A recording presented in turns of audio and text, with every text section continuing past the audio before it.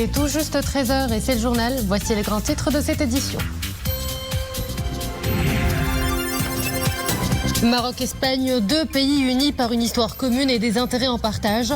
Rabat et Madrid amorcent un nouveau chapitre dans leurs relations bilatérales. Des opportunités prometteuses et de nouvelles perspectives économiques pointent à l'horizon. L'heure est au renforcement de la coopération bilatérale dans le cadre d'un partenariat stratégique gagnant-gagnant. Nous irons à Strasbourg où une importante délégation parlementaire marocaine effectue une visite de travail au Parlement européen. Au cœur de cette rencontre, le renforcement de la coopération bilatérale et la consolidation des liens de longue date qui unissent le Parlement européen au Maroc. Enfin, dans notre série spéciale Ramadan, joyaux du patrimoine marocain, nous braquerons les projecteurs sur un des plus anciens musées de la région, Glmi Mouednoun. Un voyage dans le temps pour découvrir les traditions et les modes de vie de nomades. Mesdames, Messieurs, bonjour. Avant de développer ces titres, ce rappel du communiqué du ministère de la Maison Royale, du protocole et de la chancellerie en ouverture de ce journal.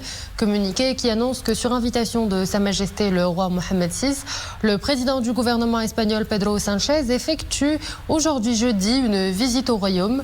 À cette occasion, Sa Majesté le roi aura des entretiens officiels avec le président du gouvernement espagnol et offrira également un iftar en l'honneur de l'illustre hôte. Et en cette journée du visite du président du gouvernement espagnol au Maroc, le ministre des Affaires étrangères espagnol José Manuel Álvarez a affirmé lors d'une réunion avec la presse espagnole au siège de l'OTAN à Bruxelles, je cite, « L'Espagne et le Maroc ouvrent une nouvelle étape dans leurs relations bilatérales de la meilleure façon possible après que Sa Majesté le roi Mohamed VI ait personnellement confirmé la fin de la crise entre les deux pays. » José Manuel Álvarez a également souligné l'importance du fait que Sa Majesté le roi Mohamed VI soit le garant du côté marocain du démarrage de cette nouvelle feuille de route entre les deux pays. Par ailleurs, défendant cette relation bilatérale, le ministre des Affaires étrangères espagnol a relevé que la collaboration entre l'Espagne et le Maroc est fondamentale pour le contrôle des flux migratoires irréguliers et aussi pour la sécurité et la stabilité de l'Espagne à l'Europe. Et la visite du chef du gouvernement espagnol au Maroc ouvre un nouveau chapitre dans les relations bilatérales sur fond de respect mutuel et de concertation permanente. Ce rapprochement viendra consolider davantage le partenariat stratégique entre Rabat et Madrid. L'heure est à l'action avec une feuille de route claire et ambitieuse, porteuse de prospérité pour les deux pays. Nisrine Hamdaoui. Une nouvelle dynamique est insufflée aux relations maroco-espagnoles. Tout un processus est enclenché pour donner le là à une coopération stratégique plus étroite. Car dans le contexte actuel, les deux pays sont plus que jamais appelés à faire face à de grands défis régaliens. Pour les relever avec efficacité, Rabat et Madrid privilégieront le travail en synergie.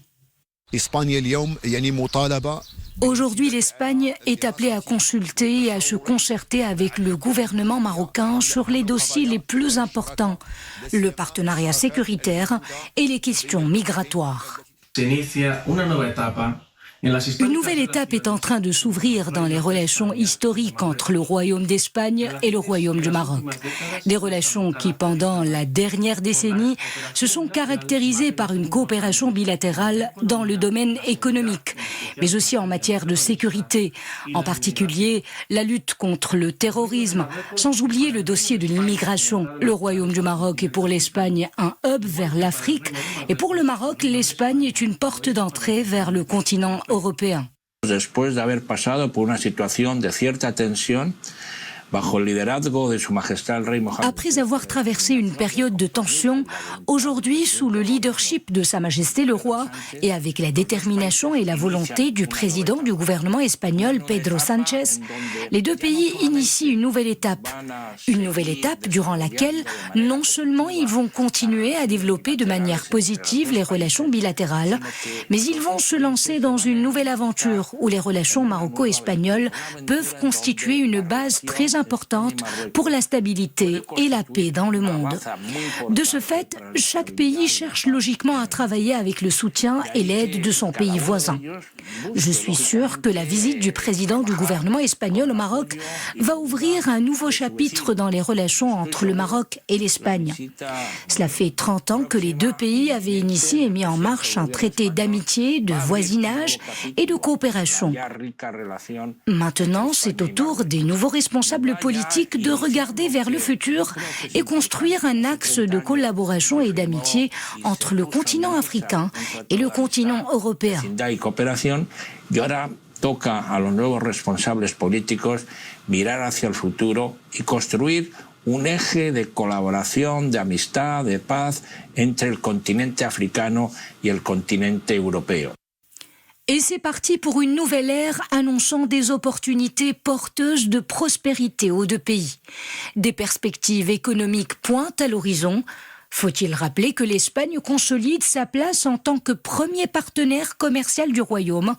Et pour sa part, le Maroc demeure le principal client africain de l'Espagne et son deuxième client dans le monde, en dehors de l'Union des 27. Nous nous rappelons tous du discours de Sa Majesté le roi Mohamed VI qui nous avait mis du baume au cœur. Les relations entre le Maroc et l'Espagne revêtent un caractère particulier puisque l'Espagne est l'un des plus importants partenaires du Royaume du Maroc. Le Maroc représente pour sa part l'un des plus importants pôles économiques qui suscite l'intérêt des entrepreneurs espagnols. La visite du président du gouvernement espagnol au Maroc, sur invitation de Sa Majesté le Roi, tracera la voie à suivre pour un partenariat stratégique gagnant-gagnant, dans le respect des intérêts suprêmes des deux pays et dans un esprit de confiance mutuelle. Direction Strasbourg, où une délégation parlementaire marocaine conduite par le président de la Chambre des représentants effectue une visite de travail au Parlement européen, l'occasion d'aborder des sujets liés à la sécurité, à l'immigration et à la stabilité régionale et d'explorer les moyens de renforcer les liens de longue date qui unissent le Parlement européen au Maroc, considéré comme partenaire et ami de l'Union des 27. Reportage de nos envoyés spéciaux Abdelali Gnouni et Mohamed Aïtchkar. Au sein du Parlement européen, l'amitié du Maroc compte. Le partenariat avec le Royaume est fortement salué. À commencer par la présidente de cette institution législative, pilier de l'action politique de l'Union européenne. Le Maroc, c'est notre partenaire, c'est un ami de notre Union. Mon commitment, c'était pour assurer pendant ma présidence la continuation des relations très proches et très étroites avec le Maroc. Le président de la Chambre des représentants est venu souligner à ses interlocuteurs, heureux députés et présidents des groupes parlementaires, l'importance du plan d'autonomie pour le Sahara marocain en vue de renforcer la stabilité dans toute la rive sud de la Méditerranée. Le Maroc compte indéniablement parmi les pays du bassin méditerranéen à jouir d'une grande stabilité. Son rôle dans la région est capital. Le Maroc mène avec grand engagement plusieurs actions en faveur de l'aboutissement d'une coopération multidimensionnelle avec ses partenaires de l'UE. Je citerai à titre d'exemple la sécurité, la transition énergétique, la lutte contre la drogue et le soutien de la démocratie. D'ailleurs, les efforts du Maroc en faveur du dialogue entre nos frères libyens en sont un bel exemple.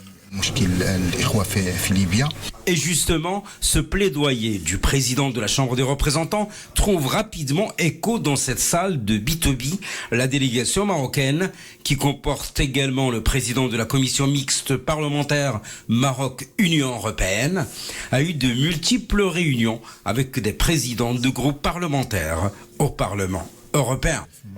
Pour nous, le Maroc est un partenaire clé en Afrique du Nord. La consolidation de notre collaboration avec le Maroc va d'ailleurs parfaitement dans le sens de nos intérêts et de nos aspirations. En tant qu'Européens, nous avons une politique assez large et des actions permanentes et très soutenues afin de hisser ce partenariat au niveau souhaité et de réaliser les objectifs escomptés. The heading of the Union, I think that we can at least try hard to improve. Je pense qu'il faut engager des efforts supplémentaires pour renforcer notre partenariat avec le Maroc. Je vais peut-être me répéter, mais c'est pour dire que je suis à 100% convaincu que si l'Union européenne aspire à réaliser les objectifs de stabilité et de prospérité, elle doit entretenir d'excellentes relations avec les pays qui sont hors continent européen, à savoir le Maroc. Le Maroc qui s'érige en tant que pays modèle dans ce sens. Peace and stability for the improvement life of our peoples. Hier, dans l'après-midi, l'hémicycle du Parlement européen a abrité la cérémonie de remise de la présidence de l'Assemblée parlementaire de l'Union pour la Méditerranée au président de la Chambre des représentants, en présence de nombreux députés de cette Assemblée parlementaire de l'espace euro-méditerranéen. À présent, cette mise en garde concernant la consommation des produits Kinder qui ont été suspectés de salmonellose. L'Office national de sécurité sanitaire des produits alimentaires a immédiatement renforcé le contrôle de tous les produits de la société Ferrero à l'importation afin d'éviter l'introduction des lots de ces produits sur le marché national. Tous les lots des produits concernés ont été retirés du circuit de commercialisation au niveau des importateurs et des enseignes de distribution. Par mesure de précaution, l'ONSA invite les consommateurs à ne pas acheter ces produits et appelle les personnes les détenant à ne pas les consommer.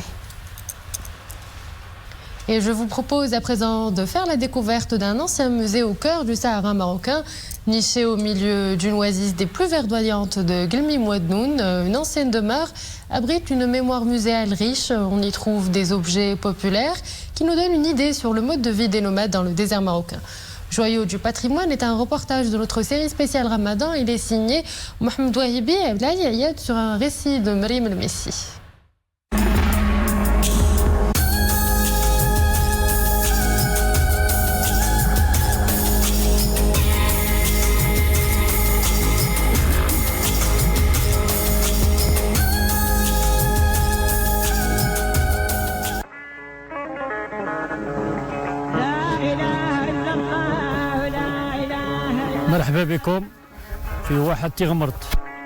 Il a fait de son lieu de résidence une vitrine d'œuvres rares.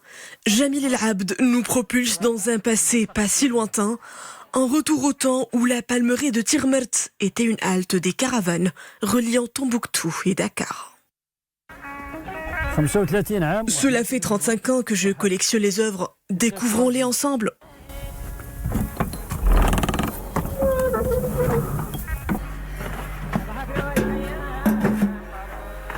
Une vraie machine à remonter le temps, le musée se prête à la contemplation.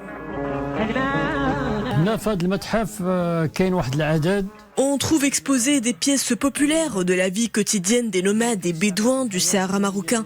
Il y a des fusils de Tborida, des outils de ferronnerie et d'anciennes balances romaines utilisées par la population de Ouadnoun dans leurs opérations marchandes avec les caravanes qui arrivaient du Sénégal, du Mali ou de la Mauritanie. Une collection unique, jalousement conservée.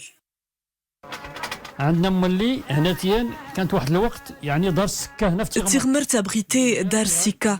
Voici donc une pièce de monnaie imprimée à l'étoile de David, ce qui atteste de la coexistence entre les juifs et les musulmans.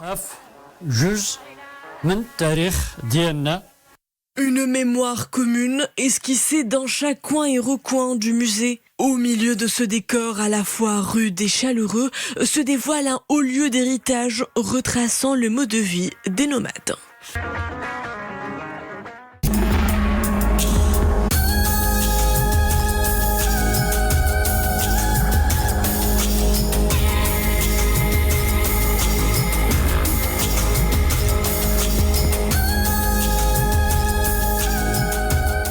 Et voilà, c'est la fin de cette édition. Merci à vous de l'avoir suivi. Excellente suite des programmes sur Aloula.